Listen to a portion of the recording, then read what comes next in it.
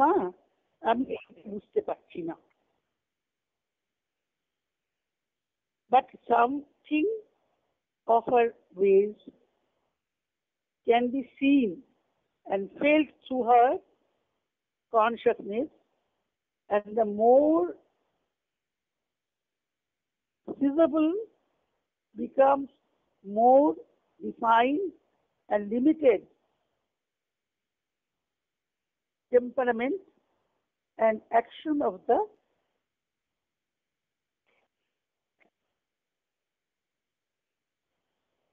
Limited. আমাদের সবটাই তো limited.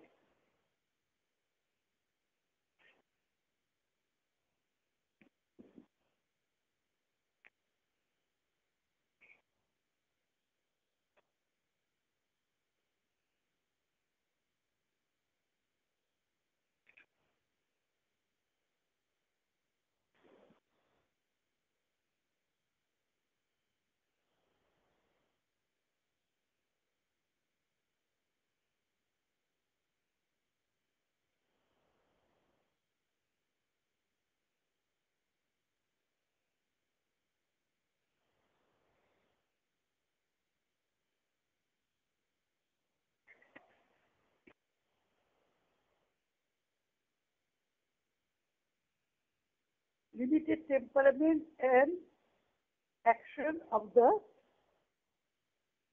goddess form to whom the consent to be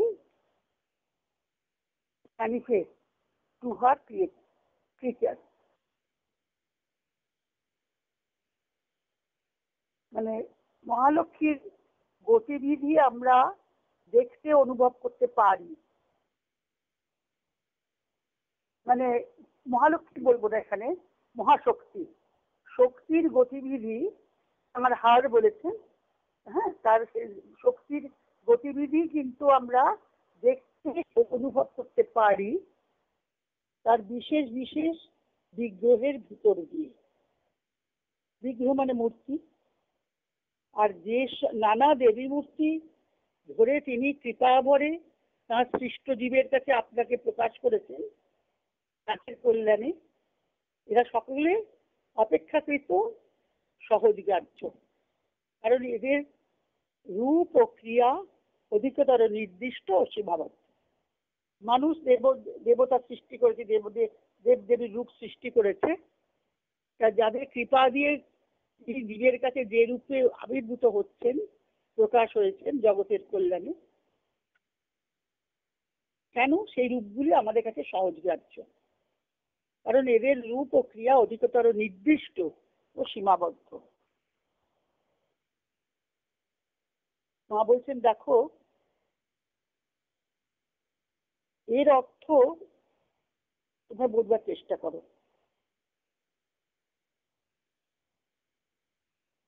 এই যে তার নানাবিধ গুণ আছে, মায়ের মহাশক্তির আদ্যাশক্তির যে তার নানাবিধ গুণ আছে, নানাবিধ হওয়ার ভঙ্গি আছে, এইগুলি প্রকাশ পায় নানা রূপে।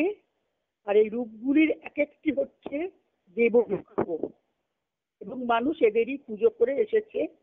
আর মানুষ এদের বুঝতে পারে, কেননা এরা সীমিত ভাব সম্পন্ন। মানুষ এই দেব বিগ্রহের পুজো করে এসেছে, তাই জন্য তারা সীমিত ভাব সম্পন্ন। যখন কিছু সীমিত হয়, মানে সীমাবদ্ধ হয়ে যায়, লিমিটেড হয়ে যায়, মানুষ তা সহজেই বুঝতে পারে। বুঝতে পারি না, ধরতে পারি না। অসীম কিছুর চেয়ে, কেননা মানুষের প্রকৃতি সীমাবদ্ধ, তাই স্বভাবতই সীমাবদ্ধ জিনিস সে বুঝতে পারে। আমরা আকাশকে দেখে কি আকাশের মাপ করতে পারি? বিশ্বের মহাকাশকে দেখে পারি না। আমার ঘরের মধ্যে যতটুকু আছে ততটুকুই আমরা দেখতে পাই, বুঝতে পারি। নইলে সেই পরমা শক্তি যা স্বরূপত অবিভাজ্য এবং অসীম, একেবারে মানুষের বোধাতীত, সেই পরমা শক্তি চণ্ডীতে বলছেন না, পরা পরাণাং পরমা তমেব পরমেশ্বরী। সেই যিনি পরমেশ্বরী, পরমা শক্তি, তাঁর কি রূপ, তাঁর কি গুণ, তিনি অবিভাজ্য, স্বরূপত অবিভাজ্য এবং অসীম, একেবারে মানুষের বোধাতীত। মানুষ বর্তমান অবস্থায় এখন যা আছে, আমাদের এখনকার যে বর্তমান অবস্থায় মানুষের যে অবস্থা, সেই পরমা শক্তিকে বুঝতে পারবে না, তার বোধের অতীত। তারপরে আছে ট্রিপল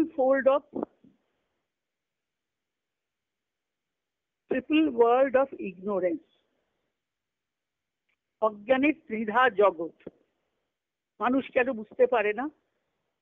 মানুষের অজ্ঞানের মধ্যে আছে, তা বলছে triple world of ignorance. Triple world মানে ত্রিধা জগৎ, আর ইগনোরেন্স মানে অজ্ঞানতা। মা বুঝিয়ে বলছেন, দেহ, প্রাণ এবং মন, অর্থাৎ শারীরিক, প্রাণিক এবং মানসিক অজ্ঞানতার তিন জগৎ। আমরা এই তিনটি জগতের মধ্যে বাস করি। একটা শারীর অজ্ঞানতা, শরীর নিয়ে, শরীর থেকে শারীরিক যেমন বলি।